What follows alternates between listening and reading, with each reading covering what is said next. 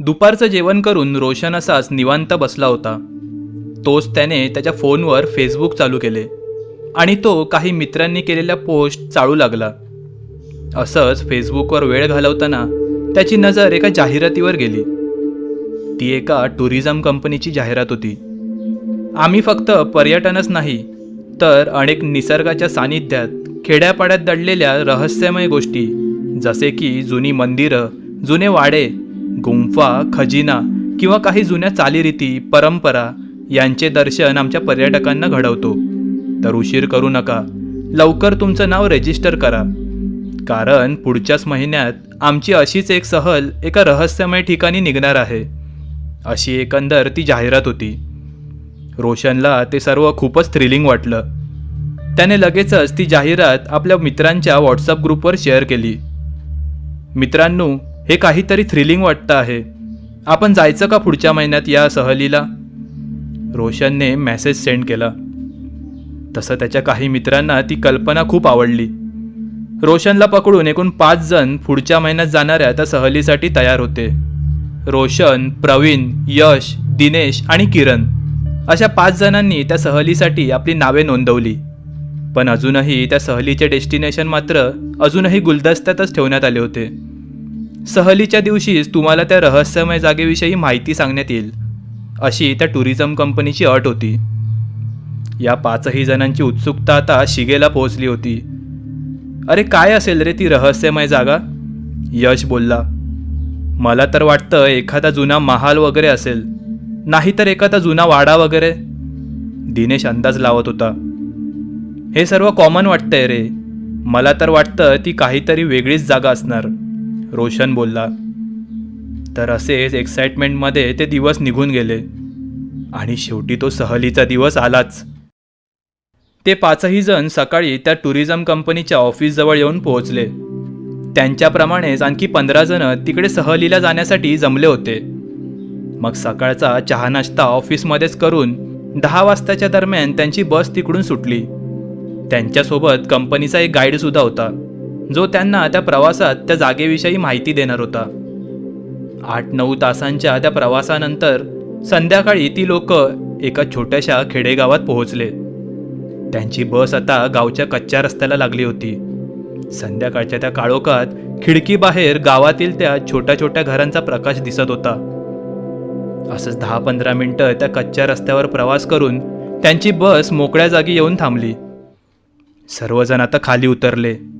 समोर एक मोठा बंगला होता आणि त्याच्या भोवती चिऱ्यांचे कुंपण होते. त्या मोकळ्या जागेवर तो एकच बंगला तिथे होता. आजूबाजूला भयान शांतता पसरली होती. त्या बंगल्याच्या मागे काही अंतरावर एक भला मोठा डोंगर दिसत होता. त्या कंपाऊंडच्या गेटवर लावलेल्या लाईटच्या प्रकाशात त्या सर्वांनी आपले सामान घेऊन आतमध्ये प्रवेश केला. तसे त्या बंगल्यामधून 3-4 जण बाहेर आले आणि त्यांनीच त्या सर्व पर्यटकांचे स्वागत केले. तो बंगला त्याच टुरिस्ट कंपनीचा होता. तिकडे आज रात्रीसाठी त्या सर्वांची राहण्याची सोय करण्यात आली होती. रात्रीचे जेवण झाल्यावर ते सर्व 20 जण त्या बंगल्याबाहेरील अंगणात जमले. तिकडे त्यांच्यासाठी बसायला खुर्च्या मांडल्या होत्या. सर्वजण तिकडे बसल्यावर तो त्यांचा गाईड तिकडे आला. ज्या गोष्टीची त्या सर्वांना उत्सुकता लागली होती, त्या रहस्यमय जागेची तो आता माहिती सांगणार होता. दुसऱ्या दिवशी सकाळीच त्या सर्वांना त्या ठिकाणी जायला निघायचे होते. त्या गाईडने आता ती माहिती सांगण्यास सुरुवात केली. या आपल्या बंगल्याच्या मागे काही अंतरावर एक मोठा डोंगर आहे आणि त्या डोंगरावरील त्या घनदाट जंगलात आपण सर्व उद्या सकाळी जाणार आहोत. त्या जंगलामध्ये आतल्या भागात एक अशी जागा आहे जिकडे जुना खजिना पुरून ठेवला आहे आणि असं म्हणतात की आजही कोणीतरी अदृश्य शक्ती त्या खजिन्याचे रक्षण करते. तर सर्वात आधी मी तुम्हाला त्या खजिन्याचा एक किस्सा सांगतो. अनेक वर्षांपूर्वी एक साधू महाराज त्या जंगलामध्ये तपश्चर्या करायचे. असे म्हणतात त्या साधूंनी संपूर्ण भारत भ्रमंती केली होती आणि ते ज्या ज्या राज्यांमध्ये जात त्या त्या ठिकाणचे राजे लोक महाराजांच्या बुद्धिमत्तेवर प्रसन्न होऊन त्यांना काही सोन्याच्या मुद्रा भेट म्हणून देत. अशा प्रकारे वर्षानुवर्ष पायी सर्व राज्ये त्यांनी पालथी घातली आणि आपल्या त्या प्रवासात जमवलेला तो अनमोल खजिना घेऊन ते या गावी आले. या गावातील त्या डोंगरावरील जंगलामध्ये ते त्यांची अंतिम तपश्चर्या करत होते. स्वतःसोबत आणलेला तो खजिना त्यांनी त्या तपश्चर्याच्या जागी पुरून ठेवला. गावातील अनेक लोक तिकडे महाराजांचे दर्शन घ्यायला जायचे आणि त्यातीलच काही लोकांची त्या खजिन्यावर वाईट नजर होती. महाराजांच्या ही गोष्ट लक्षात आली होती. आपल्या समाधीनंतर या खजिन्याचं काय होईल असा प्रश्न त्यांना पडला होता. शेवटी त्यांना एक युक्ती सुचली. समाधी घेण्यापूर्वी त्यांनी सर्व भक्तमंडळींसमोर एक अट बोलून दाखवली. माझ्या पश्चात हा सर्व खजिना जर कोणाला हवा असेल तर त्याने माझी एक अट पूर्ण करायची. संध्याकाळी सूर्य मावळल्यावर ते सकाळी पहाटे सूर्य उगवेपर्यंत या मधल्या काळात माझ्या या तपश्चर्येच्या जागी एक मंदिर बांधायचं. आणि हो, त्या मंदिराच्या भिंती दगडमातीच्या नाही तर तुळस या रोपाच्या खोडापासून बनवायच्या. आणि एक तुळस तोडण्यापासून ते त्या एकत्र बांधून त्यांची भिंत बनवण्यापर्यंत सर्व काम हे त्या ठरलेल्या वेळेतच झालं पाहिजे. महाराजांकडून ही अट ऐकून सर्व गावकऱ्यांमध्ये चर्चा सुरू झाली. तुळशीच्या काड्यांपासून मंदिर हे कसं काय शक्य आहे? पण खरं पाहायला गेलं तर त्या मागचा महाराजांचा हेतू हाच होता की कोणीही त्यांच्या पश्चात तो खजिना चोरून नेऊ नये आणि त्यासाठीच त्यांनी ती अशक्य अशी अट ठेवली होती.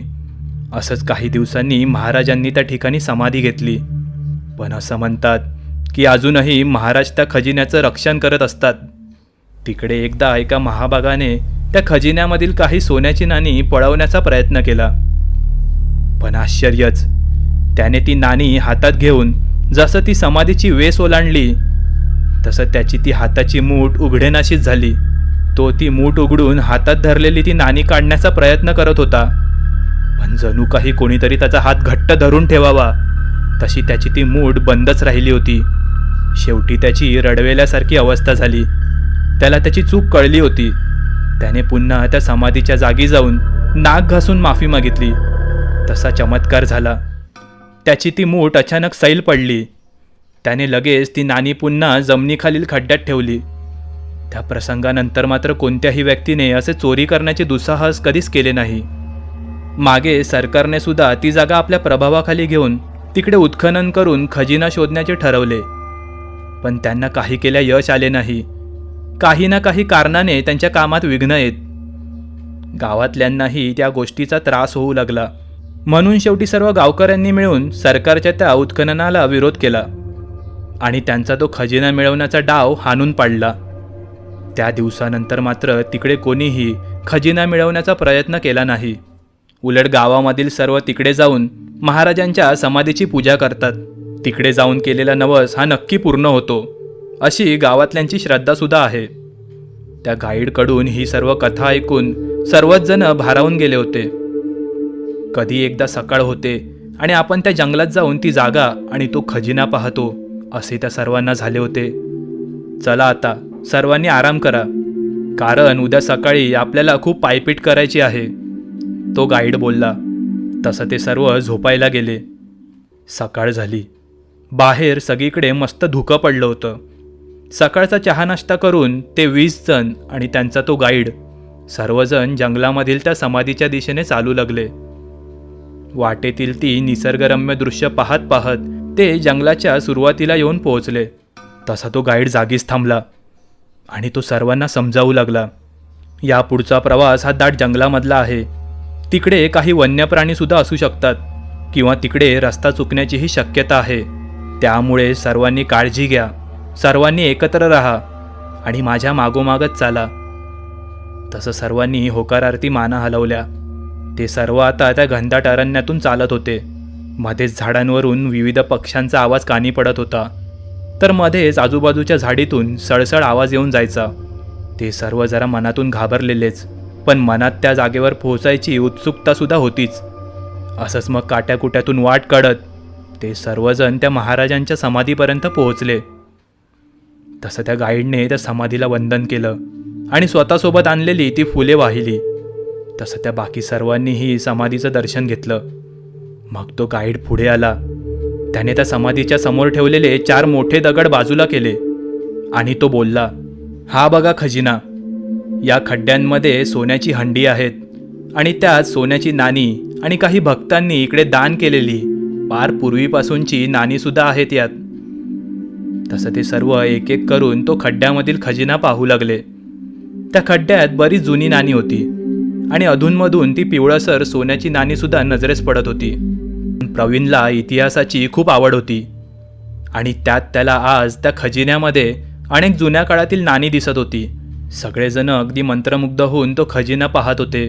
थोडा वेळ तिकडे थांबल्यावर त्यांनी पुन्हा रिटर्न त्या बंगल्यावर जाण्याचे ठरवले. आता दुपार झाली होती. त्यांना इकडे पोहोचायला 3 तास लागले होते आणि पुन्हा आता रिटर्न जाताना त्यांना तितकाच वेळ लागणार होता. म्हणून त्यांनी लवकरच तिकडून निघण्याचा निर्णय घेतला. ते सर्वजण आता परतीच्या प्रवासाला लागले होते. पण प्रवीणचा मात्र तिकडून पायच निघत नव्हता. त्या जुन्या नाण्यांनी जणू प्रवीणमधल्या इतिहासकाराला मोहून टाकलं होतं. त्याला आता ती नाणी स्वतःसोबत नेण्याचा मोह होऊ लागला. सर्वजण आता पुढे निघून आले होते. प्रवीण मात्र मागेच थांबला होता. तसं त्याने पटकन काही नाणी उचलून आपल्या खिशात कोंबली आणि तो तिकडून निघाला. प्रवीणने स्वतःवर खूप मोठं संकट ओढावून घेतलं होतं, पण त्याला याची अजिबात जाणीव नव्हती. थोडं पुढे आल्यावर प्रवीण आपल्यासोबत नसल्याचे त्याच्या मित्रांना जाणवले. अरे प्रवीण कुठे आहे? इकडे मागेच होता तो. अरे तो निघाला नाही का त्या जागेवरून? सर्व आपापसात कुजबुजत होते. तसे ते सर्व एका ठिकाणी प्रवीणची वाट पाहत थांबले. अरे गेला कुठे तुमचा मित्र? तो गाईड बोलला.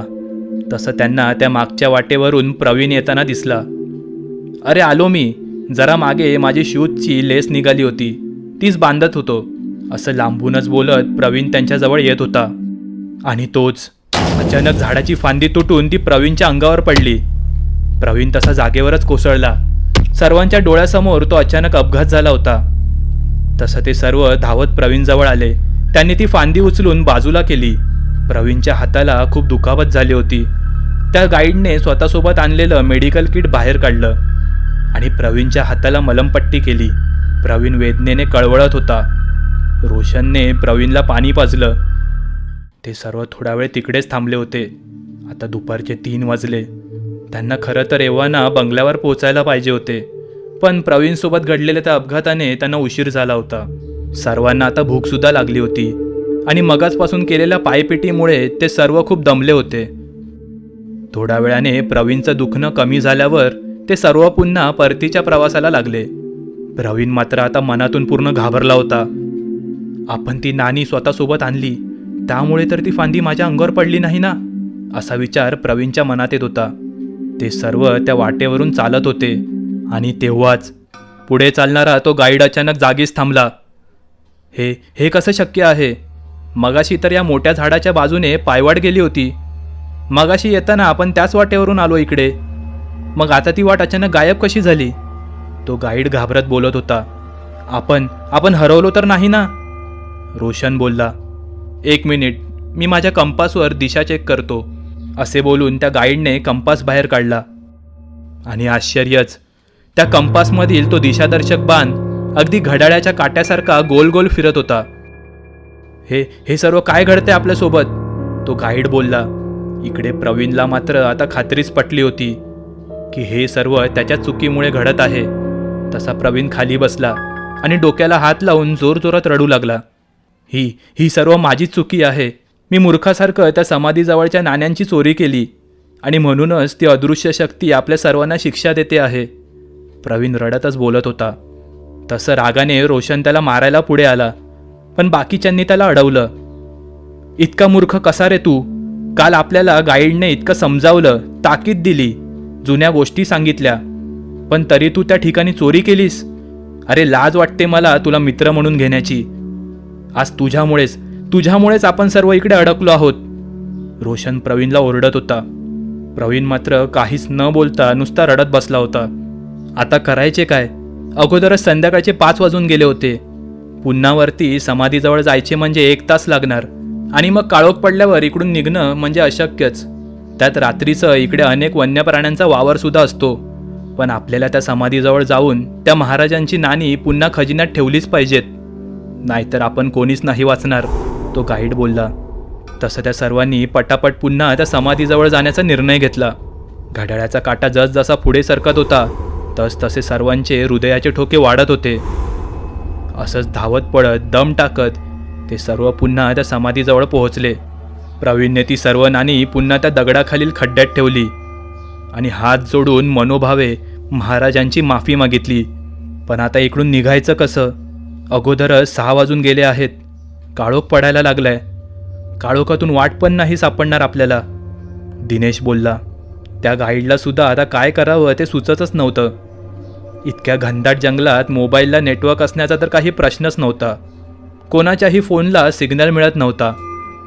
हताश होऊन ते सर्व त्या समाधीजवळच बसले होते. आणि तोच अचानक एक चमत्कार घडला. एक घंटीचा आवाज त्या सर्वांना ऐकू येऊ लागला. तो एखाद्या गुरांच्या गळ्यात अडकवलेल्या घंटीचा आवाज होता. ते सर्व आवाजाच्या दिशेने पुढे जाऊ लागले आणि समोरचे ते दृश्य पाहून सर्वांच्या जीवात जीव आला. तिकडे गावातील काही गुराखी आपल्या गुरांना घराकडे पुन्हा घेऊन जात होते. त्या गाईडने त्या गुराख्यांना हाक मारली. तुम्ही गावाकडेच निघाला का? गाईडने विचारले. हो, सकाळी इकडे डोंगरावर आम्ही गुरं चरायला घेऊन येतो आणि सांच्याला पुन्हा माघारी जातो, तो गुराखी बोलला. पण परतीच्या रस्त्यावरून तर 3 तास लागतात खाली उतरायला, गाईडने विचारले. नाही हो, तो जुना रस्ता आहे. कोण जास्त नाही वापरत तो रस्ता. मागे काहींना वाघसुद्धा दिसलेला त्या रस्त्यावर, म्हणून आम्ही या नवीन वाटेने जातो. आणि ही वाट तशी जवळ पण आहे. अगदी 30-40 मिनिटांतच खाली उतरायला होतं. त्या गुराखींकडून हे सर्व ऐकताच त्या सर्वांनाच खूप हायसं वाटलं. महाराजांची माफी मागितल्यावर त्या सर्वांची त्या अरण्यातून सुटका झाली होती. प्रवीणलाही आता त्याची शिक्षा मिळाली होती आणि या घटनेतून त्याला चांगलीच समज मिळाली होती. पण शेवटी चुकी माणसाकडूनच होते आणि मुख्य म्हणजे प्रवीणने ती चूक मान्य करून सुधारणासुद्धा केली. त्यामुळे रोशन आणि सर्वांनी प्रवीणला माफसुद्धा केलं होतं. रात्री पुन्हा ते सर्व बंगल्यावर पोहोचले आणि मग दुसऱ्या दिवशी सकाळी ते सर्व पुन्हा घरी परतले.